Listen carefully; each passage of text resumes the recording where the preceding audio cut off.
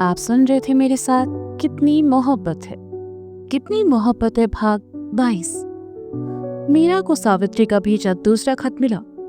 निधि ने खत देखकर कहा, खोलो इसे और पढ़ो, हो सकता है इसमें तुम्हारे सवालों का जवाब मिल जाए। मीरा ने कांपते हाथों से खत को खोला और पढ़ने लगी। प्रिय मीरा, जानती हूँ ये खत पढ़ने से तुम घबरा रही हो। तुम सोच रही होगी कि अब कौन सा सच तुम्हारे सामने आने वाला है, लेकिन यकीन मानो ये सभी सच तुम्हारे लिए जानना बहुत जरूरी है। अब तक तुम एक सुरक्षित जगह पहुंच चुकी होगी, जैसा कि मैं चाहती थी, और इसलिए मैं तुम्हें ये सच बताने जा रही हूँ। तुम मुझसे हमेशा एक सवाल करती थी कि मेरे पिता कौन है, और मैंने हमेशा कहा कि वह इस दुनिया में नहीं है। विपरीत इसके मैं हमेशा गले में मंगलसूत्र और मांग में सिंदूर लगाकर रहती थी। जब भी तुम्हारे सवालों से भरी आंखें देखती थी तो अंदर ही अंदर बहुत घुटन होती थी कि तुम्हें सब बता दूं, पर वो सही वक्त नहीं था मीरा। तुम्हारे पिता जिंदा है मीरा, वो इस दुनिया में है, लेकिन कुछ वजहों से मैंने हमेशा उन्हें तुमसे दूर रखा। मैं हमेशा तुम्हें उस काले सच से दूर रखना चाहती थी। सच क्या है ये जानने के लिए तुम्हें एक बार फिर अपने पुराने घर जाना होगा। उस घर के कमरे का वो बक्सा जिसे मैंने तुम्हें कभी छूने तक नहीं दिया, उसे खोलना होगा। मुझसे जुड़ा हर सच तुम्हें वहीं मिलेगा मीरा। वो सब मैं इस खत में नहीं लिख सकती। जैसे ही तुम भोपाल पहुंचोगी, तुम्हें उस बक्से की चाबियां मिल जाएगी। सच जानने के बाद जो फैसला तुम लोगी, उससे तुम्हारी जिंदगी का आगे का सफर तय होगा। तुम्हारी माँ, सावित्री शर्मा। मीरा ने खत पढ़ा और निधि की ओर बढ़ा दिया। निधि ने खत पढ़ा और मीरा के कंधे पर हाथ रखते हुए कहा, तुम्हें भोपाल जाना चाहिए। हो सकता है वहां जाकर तुम्हें सच का पता चले, और कितनी खुशी की बात है कि तुम्हारे पापा भी जिंदा हैं। मीरा को खामोश देखकर निधि ने फिर कहा, क्या हुआ मीरा, तुम खुश नहीं हो क्या? मीरा ने उदास नजरों से निधि को देखा और कहने लगी, निधि, हमें समझ नहीं आ रहा है, माँ के जाने के बाद इन खतों का मिलना ऐसा क्यों हो रहा है? हो सकता है आंटी ने मरने से पहले तुम्हारे सारा सच बताना चाहती हो और उन्होंने ये सब लिखे हो। निधि ने कहा, नहीं निधि, अगर उन्होंने ये खत लिखे होते तो ये बिना पते के हमारे पास कैसे पहुंचते? देखो, लिफाफे पर कोई एड्रेस भी नहीं लिखा है, तो फिर कैसे ये खत सीधा हमारे पास पहुंच जाता है? मीरा ने कहा। मीरा की बात सुनकर निधि भी सोच में पड़ गई और फिर कहा, तुम्हें ये खत किसने लाकर दिया? कॉलेज के चपरासी ने। मीरा ने कहा, तो चलो फिर उससे चलकर पूछते हैं। निधि ने उठते हुए कहा और मीरा के साथ कॉरिडोर में चली आई, जहां चपरासी अपनी कुर्सी पर बैठा था। निधि ने मीरा ने हाथ हिलाया और खत लिया। चपरासी को दिखाते हुए पूछा, भैया, कुछ देर पहले आप ये खत मीरा को देकर आए थे, क्या आप बता सकते हैं ये कौन देकर गया था? अरे बिटिया, एक आदमी आया था, उसने खत देकर कहा कि मीरा राजपूत को दे दे, तो हम लेकर आए। चपरासी ने कहा, आदमी? कैसा आदमी? कुछ नाम बताया उन्होंने? मीरा ने कहा, नहीं बिटिया, नाम तो नहीं बताया। चपरासी ने कहा, कोई हुलिया, पहचान उसकी, मतलब कैसा दिखता था, चेहरा देखा था आपने? निधि ने कहा, नहीं बिटिया, हेलमेट लगाया हुआ था तो चेहरा नहीं देख पाए। चपरासी ने कहा, अब क्या करें? निधि ने मायूस होकर कहा, क्या हुआ, कोई बात हो गई क्या? चपरासी ने कहा, नहीं भैया, कुछ नहीं। निधि, चलो यहाँ से। कहते हुए मीरा निधि का हाथ पकड़कर उसे वहां से ले गई। दोनों घर जाने के लिए कॉलेज के बाहर आई। चलते चलते निधि ने कहा, यार, ये गुत्थी तो सुलझने की बजाय और उलझती जा रही है। तुम्हें खत भेजने वाली आंटी नहीं बल्कि कोई आदमी है। कौन हो सकता है ये आदमी? ये तो हम भी नहीं जानते निधि, पर शायद वो हमारे बारे में सब जानता है। मीरा ने खोए हुए स्वर में कहा, कहीं वो तुम्हारे पापा तो नहीं? निधि ने सोचते हुए कहा, पता नहीं निधि, ये सब तो हमें अब भोपाल जाकर ही पता चलेगा। मीरा ने कहा, लेकिन एग्जाम्स, 1 हफ्ते बाद एग्जाम्स है। निधि ने चिंता जताते हुए कहा, कागजों वाले इम्तिहान से ज्यादा जरूरी जिंदगी के इम्तिहान है निधि। जब तक हम ये सच्चाई जान नहीं लेते हमें चैन नहीं आएगा। मीरा ने रुक कर कहा। निधि ने मीरा को गले लगाया और कहा, मैं हमेशा तुम्हारे साथ हूं मीरा, देखना सब अच्छा होगा। निधि, घर पर इस बारे में किसी को कुछ मत बताना, हम नहीं चाहते हमारी वजह से वो सब परेशान हो। मीरा ने कहा, ठीक है, मैं नहीं बताऊंगी, जब सब ठीक हो जाए तब तुम खुद ही बता देना। निधि ने मुस्कुराते हुए कहा, तुम बहुत अच्छी हो निधि, तुमने हमेशा हमारा साथ दिया है। मीरा ने भावुक होकर कहा, चलो फिर इसी बात पर गोलगप्पे खाते हैं। निधि ने चहकते हुए कहा, नहीं, हमारा मन नहीं है। मीरा ने कहा, मन नहीं है, पेट तो है ना, और मैडम जी पेट तो खाने से ही भरेगा, और खाएंगे तभी तो दिमाग चलेगा। निधि ने कहा तो मुस्कुराने लगी और कहा, तुम और तुम्हारी बातें। चलो। दोनों गोलगप्पे वाले के पास आई तो निधि ने कहा, भैया तीखे वाले बनाना। जी दीदी, लड़के ने कहा और फिर एक एक करके दोनों को खिलाने लगा। गोलगप्पे खाकर दोनों घर के लिए निकल गई। घर आकर निधि दादू के साथ बगीचे में चली गई और मीरा कमरे में चली आई। उसने बैग से खत निकाला, एक बार फिर पढ़ने लगी। एक बार, दो बार, और न जाने कितनी बार उसने उस खत को पढ़ा। जब आंखों से आंसू बहने लगे तो उसने उस खत को मोड़कर अलमारी की दराज में रख दिया, जिसमें पहला खत भी रखा हुआ था। मीरा ने बाथरूम में जाकर मुंह धोया और बालकनी में आकर खड़ी हो गई। सूरज अब उतरने लगा था और धूप भी सिमट कर बालकनी तक पहुंची थी। सर्दियों में अक्सर दिन छोटे हो जाते हैं। मीरा उदास आंखों से ढलते दिन को देख रही थी। सूरज की बेजान हो चुकी रोशनी उसके चेहरे की उदासी को और बढ़ा रही थी। उसने अपने हाथों को आपस में बांध लिया और उन्हें सहलाते हुए अपने बीते वक्त के बारे में सोचने लगी। अंधेरा होने लगा तो मीरा कमरे में चली आई। उसने अपनी किताब उठाई और पढ़ने बैठ गई, लेकिन उसका ध्यान पढ़ाई में न लगकर बार बार उस खत की ओर जा रहा था। थककर मीरा ने किताब वापस बंद कर दी और लेट गई। लेटने के बाद काफी देर तक वह खुद से ही जूझती रही और फिर उसे नींद आ गई। रात के खाने के लिए जब वह नीचे नहीं आई तो निधि ऊपर चली आई।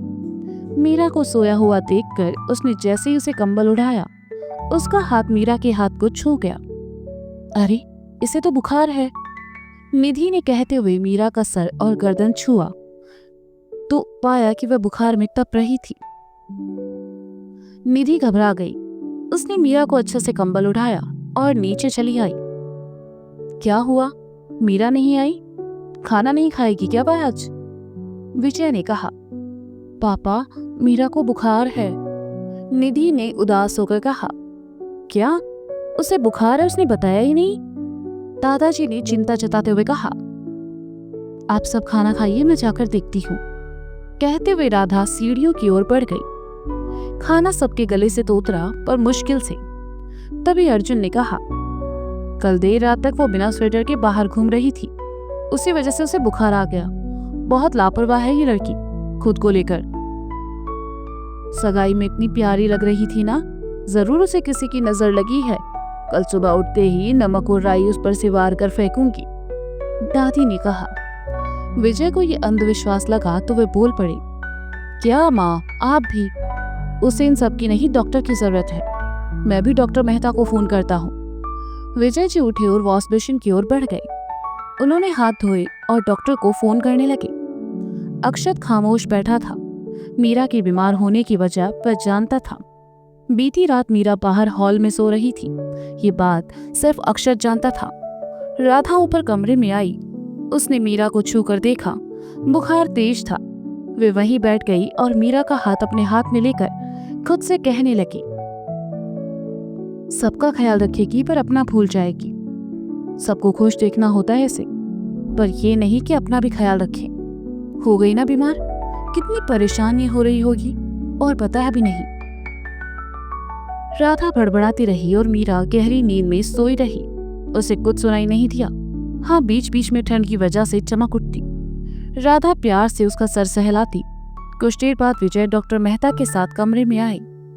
मेहता ने मीरा का चेकअप किया और कुछ दवाइयां लिखकर पेपर विजय जी को थमा दिया। जल्दी आराम के लिए उन्होंने एक इंजेक्शन मीरा को लगा दिया। तीनों कमरे से बाहर चले आए तो डॉक्टर ने कहा, ठंड लगने की वजह से तेज बुखार आ गया है। अभी मैंने इंजेक्शन लगा दिया है, सुबह तक आराम आ जाएगा। लेकिन ठंडी में तो वो इतना रही ही नहीं। विजय जी ने कहा, आप परेशान मत होइए, वो ठीक है। दवा दीजिए, अगर कल बुखार नहीं उतरे तो मुझे एक बार फिर बुला लीजिएगा, ब्लड टेस्ट करके देख लेंगे। डॉक्टर ने कहा, थैंक यू डॉक्टर, चलिए मैं आपको नीचे तक छोड़ देता हूँ। विजय ने कहा और राधा पर डॉक्टर को लेकर नीचे आ गए। डॉक्टर के जाने के बाद विजय डाइनिंग टेबल के पास आए और निधि से मीरा का ख्याल रखने को कहा। खाना खाने के बाद अर्जुन और निधि दोनों कमरे में आए। मीरा को सोया हुआ देखकर अर्जुन ने कहा, सच बता रहा हूँ निधि, सच में पागल है ये लड़की। बाकी सबके बारे में इतना सोचती है, पर बात जब खुद पर आती है तो ये बिल्कुल केयरलेस हो जाती है। हाँ भाई, आज कॉलेज के बाद से ही मीरा बहुत परेशान थी। अनजाने में निधि के मुंह से निकल गया। क्यों, कॉलेज में कुछ हुआ है क्या? अर्जुन ने पूछा। निधि को याद आया कि मीरा ने उसे ये सब बताने से मना किया था, तो उसने बात पलटते हुए कहा, नहीं भाई, वो एग्जाम शुरू होने वाले हैं ना, तो उन्हीं को लेकर थोड़ा टेंशन में थी। छोटी छोटी बातों पर परेशान हो जाती है ये। अभी तुम इसका ख्याल रखो, कल सुबह अपने फ्रेंड से कहकर इसके नोट्स मंगवा दूंगा। मेरी फ्रेंड के पापा तुम्हारे कॉलेज में लेक्चरर है। अर्जुन ने कहा, ठीक है। मीरा ठीक तो हो जाएगी ना भाई? निधि ने उदास होकर कहा। अर्जुन उसके पास आया और उसका गाल छूकर कहा, निधि, उसे सिर्फ बुखार है बेटा, सुबह तक तो वो बिल्कुल ठीक हो जाएगी। तुम उसकी अच्छी दोस्त हो ना, तो उसका ख्याल रखो। अर्जुन के जाने के बाद निधि मीरा के पास आई और प्यार से उसे देखने लगी। आज मीरा की डांट और उसकी आवाज को वह बहुत मिस कर रही थी। नीचे किचन का काम खत्म होने के बाद राधा ने एक बड़े से कटोरे में पानी रखा और साफ कपड़े की पट्टियां लेकर किचन से बाहर आई। डाइनिंग टेबल के पास खड़ा अक्षत मिल गया। उसे देखकर राधा ने कहा, आशु, तुम सोए नहीं? यहाँ क्या कर रहे हो? माँ, मुझे आपको कुछ बताना है। अक्षत ने धीमी आवाज में कहा। हाँ कहो ना। वो मीरा को बुखार मेरी वजह से हुआ है। अक्षत ने कहा। क्या बोल रहा है तू? राधा ने हैरानी से कहा। हाँ, वो कल रात आप सबके सोने के बाद मीरा ऊपर वाले हॉल में सो रही थी। वो नींद में थी, इसलिए मैंने उसे उठाया नहीं। शायद तभी वो बीमार हो गई। अक्षत ने मासूमियत से कहा। बुद्धू, कल पूरा दिन वो मेरा काम में हाथ बटा रही थी। भाग दौड़ और थकान की वजह से उसे बुखार आ गया होगा। ये ठंडे पानी की पट्टियां रखूंगी ना उसके सर पर, तो ठीक हो जाएगा। राधा ने जाते हुए कहा। माँ, आप भी तो थक गए होंगे ना, ये मुझे दे दीजिए, मैं कर दूंगा। अक्षत ने राधा को रोकते हुए कहा। राधा को बड़ी हैरानी हुई। अक्षत को पहली बार उन्होंने किसी के लिए परेशान होते देखा था। राधा बड़े प्यार से अक्षत को देखने लगी। उन्हें ऐसे देखता पाकर अक्षत ने कहा, आप ऐसे क्यों देख रही हैं? देख रही हूं आजकल तुझे गुस्सा नहीं आता, चिड़चिड़ाहट भी नहीं होती, बदलने लगा है तू आशु। राधा ने कहा। ऐसा कुछ नहीं है। लाइए, ये कटोरा मुझे दीजिए और आप जाकर सो जाइए। कहते हुए अक्षत ने पानी का कटोरा अपने हाथ में लिया और सीढ़ियों की ओर बढ़ गया। जैसे ही अक्षत कमरे में आया, निधि ने बोलना चाहा, लेकिन अक्षत ने उसे चुप रहने का इशारा किया और खुद मीरा के पास पड़ी कुर्सी पर आकर बैठ गया। उसने ट्रे रखी और निधि से कहा, माँ ने मीरा के सर पर ठंडी पट्टी रखने को कहा है। तुम थक गई होगी, इसलिए सो जाओ, मैं रख दूंगा। निधि ने कहा और मीरा के बगल में कुछ दूर जाकर लेट गई। अक्षत ने मीरा का सर छूकर देखा। बुखार बहुत तेज था। उसने पट्टी को पानी में भिगोया और उसे मीरा के सर पर लगा दिया। ऐसा करते हुए उसके चेहरे पर कोई भाव नहीं थे। निधि अधखुली आंखों से देख रही थी कि अक्षत की आंखों में मीरा के लिए प्यार और परवाह दोनों नजर आ रहे थे। निधि को अच्छा लगा। कुछ देर बाद वह करवट बदलकर सो गई। जल्दी ही उसे नींद आ गई। अक्षत वहीं बैठा एक एक करके मीरा के सर पर पट्टियां रखता रहा। सारी रात वह जाकर मीरा के सर की पट्टियां बदलता रहा। देर रात जाकर मीरा का बुखार कुछ कम हुआ तो अक्षत ने पट्टियां उतार कर रख दी। अक्षत ने प्यार से मीरा के गाल को छुआ तो नींद में मीरा ने अक्षत का हाथ थाम लिया और अपने निचले गाल से लगाकर सो गई। अक्षत मुस्कुरा उठा और प्यार से मीरा के मासूम चेहरे को देखता रहा। मीरा के गोरे हाथ में उसका सांवला हाथ कितना अच्छा लग रहा था। खिड़की के बाहर झांकते चांद की रोशनी सीधी दोनों के हाथों पर आकर गिर रही थी। एक सुखद एहसास जो आज से पहले अक्षत को कभी नहीं हुआ था। अक्षत सोच में डूब गया। क्या वो सच में बदल गया था? मीरा को लेकर उसकी सोच और उसकी भावनाओं का यूं बदलना ऐसे तो नहीं था। आज से पहले उसने कभी किसी के लिए इतनी परवाह नहीं जताई थी जितनी मीरा के लिए जताने लगा था। जलन की भावना, मीठा सा एहसास, बेवजह मुस्कुराना, क्या था ये सब? क्या ये प्यार था? हाँ, ये प्यार ही था। प्यार एक ऐसा एहसास है जो सब कुछ बदल सकता है। बुरे इंसान को अच्छा बना सकता है, गुस्से को परवाह में बदल सकता है, जीना सिखा सकता है और फिर से जीने की उम्मीद भी जगा ही सकता है। अक्षत अपने ही ख्यालों में उलझा हुआ था। सोचते सोचते जब पल के नींद से बोझिल होने लगे तो वह मीरा का हाथ थामे वही सर रख कर सो गया। एक सुकून भरी नींद अक्षत सोया हुआ था। हीटर की वजह से कमरे में ठंड कम थी, लेकिन मीरा के हाथों का स्पर्श उसे गर्माहट दे रहा था। सुबह जब मीरा की नींद खुली तो उसने देखा अक्षत कुर्सी पर बैठे बैठे ही सो गया है। उसने जैसे ही हाथ उठाया, अक्षत का हाथ अपने हाथ में देखकर हैरान थी। अक्षत की उंगलियों की पकड़ काफी मजबूत थी। मीरा ने देखा अक्षत के बिखरे बाल उसकी आंखों पर आ रहे हैं। उसने अपने दूसरे हाथ से उसके बालों को साइड किया और प्यार से देखने लगी। सोते हुए कितना शांत लग रहा था वो। मीरा ने धीरे से अक्षत का हाथ अपने हाथ से अलग किया ताकि उसकी नींद न टूटे। वह उठी और अपनी कंबल उसे उड़ा दी। बाथरूम में जाकर मुंह धोया और फिर आकर तौलिए से पोंछने लगी। उसे अभी भी कमजोरी महसूस हो रही थी। वह कमरे से बाहर आई और नीचे चली आई। राधा किचन में काम कर रही थी और दादी माँ पूजा घर में थी। मीरा किचन के बाहर आकर रुक गई तो राधा उसके पास आई और उसका सर छूकर कहा, अब कैसी तबीयत है तुम्हारी? हमें क्या हुआ था? मीरा ने हैरानी से पूछा। तुम्हें कल शाम बहुत तेज बुखार हो गया था, इतना कि तुम्हें तो होश भी नहीं था। फिर डॉक्टर ने आकर दवा दी, इंजेक्शन लगाया, तब तुम गहरी नींद में सो गई। तुम खड़ी क्यों हो? चलो वहां चलकर बैठो। राधा ने मीरा को डाइनिंग के पास कुर्सी पर बैठाते हुए कहा। तभी हमारा बदन टूट रहा है। मीरा ने कहा, मैं तुम्हारे लिए एक कप अदरक वाली चाय बना लाती हूँ, तुम्हें अच्छा लगेगा। राधा ने जाते हुए कहा, अरे नहीं आंटी, अभी तो हम नहाए भी नहीं है। मीरा ने कहा, बुखार में कौन नहाता है, चुप करके बैठो। राधा ने मीठी झिड़की देकर कहा। राधा मीरा के लिए एक कप चाय ले आई।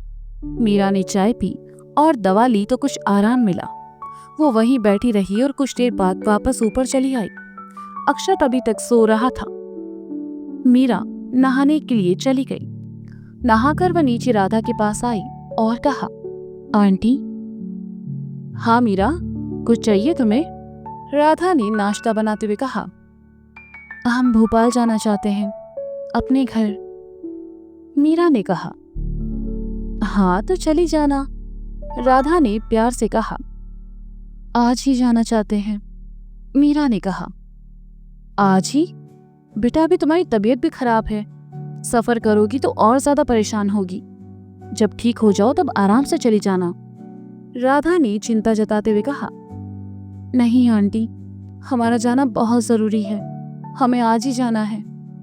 मीरा ने बेचैनी से कहा, अच्छा ठीक है, चली जाना, इसमें इतना परेशान होने वाली कौन सी बात है बेटा, लेकिन मैं तुम्हें अकेले नहीं जाने दूंगी। राधा ने कहा, फिर? मीरा ने कहा, अक्षत तुम्हें वहां ले जाएगा, मैं उसे कह देती हूँ। राधा ने कहा, आप उन्हें क्यों परेशान कर रही हैं, हम अकेले चले जाएंगे। मीरा ने कहा, अकेले जाने देती, पर तुम्हारी हालत देखकर मुझे लग रहा है वहां सब सही नहीं है। राधा ने गंभीरता से कहा, सब सही करना चाहते हैं इसलिए तो जा रहे हैं। मीरा ने बुझे मन से कहा, सब ठीक हो जाएगा, तुम नाश्ता करो, तब तक मैं अक्षत से बात कर लेती हूँ। कहते हुए राधा ने नाश्ते की प्लेट मीरा को थमाई और बाहर निकल गई। मुश्किल से निवाले मीरा के गले से नीचे उतरे। राधा ऊपर आई, लेकिन अक्षत अपने कमरे में नहीं था। उसने निधि से पूछा तो उन्होंने बताया कि भाई उसके कमरे में सो रहा है। राधा ने आकर उसे उठाया तो अक्षत हड़बड़ा कर उठ बैठा। राधा उसके पास बैठी और कहा, रात भर जाग रहा था ना तू? अक्षत ने नींद में कहा, चल उठ और नहाकर नीचे आ जा, मैं नाश्ता लगाती हूँ। राधा ने प्यार से उसके गाल को छूकर कहा। अक्षत उठा और अपने कमरे में चला गया। उसने गर्म पानी का शावर लिया तो अच्छा महसूस होने लगा। नहाने के बाद जैसे ही बाहर निकला, देखा फोन काफी देर से बज रहा है। अक्षत ने बाल पोंछते हुए फोन देखा। शुभ के 7-8 मिस्ड कॉल थे। उसने फोन वापस लगाया। उधर से एक ही रिंग में शुभ ने फोन उठा लिया और चिल्ला कर कहा, कमीने, तेरा ये रोज का है ना, इतनी देर से फोन कर रहा हूँ, उठाया क्यों नहीं? भाई नहा रहा था, अक्षत ने कहा। लड़का होकर तो कब से नहाने में इतना टाइम लगाने लगा? अच्छा सुन, मैंने तुझे याद दिलाने के लिए फोन किया था कि आज 9 बजे सिन्हा सर के घर जाना है, उनसे बात करने। उसके बाद ही हम इंटर्नशिप के लिए दिल्ली में एडमिशन ले सकते हैं। शुभ एक सांस में सब कह गया। हाँ मुझे याद है, अभी 8:30 बजे हैं, तो 9 बजे मुझे घर पर मिल। अक्षत ने शर्ट पहनते हुए कहा। ठीक है, बाय, कहकर शुभ ने फोन काट दिया। अक्षत ने बाल बनाई, परफ्यूम लगाया और कमरे से बाहर निकल गया। नीचे आया तो सभी नाश्ता कर रहे थे। अक्षत ने जल्दी जल्दी नाश्ता किया और हॉल के कॉरिडोर में रखे जूते पहनने लगा। राधा उसके पास आई और कहा, आशु। जी माँ, अक्षत ने जूते पहनते हुए कहा। मीरा को भोपाल जाना है और मैं नहीं चाहती कि इस हालत में वो अकेले जाए, तुम इसे लेकर चले जाओ। राधा ने कहा।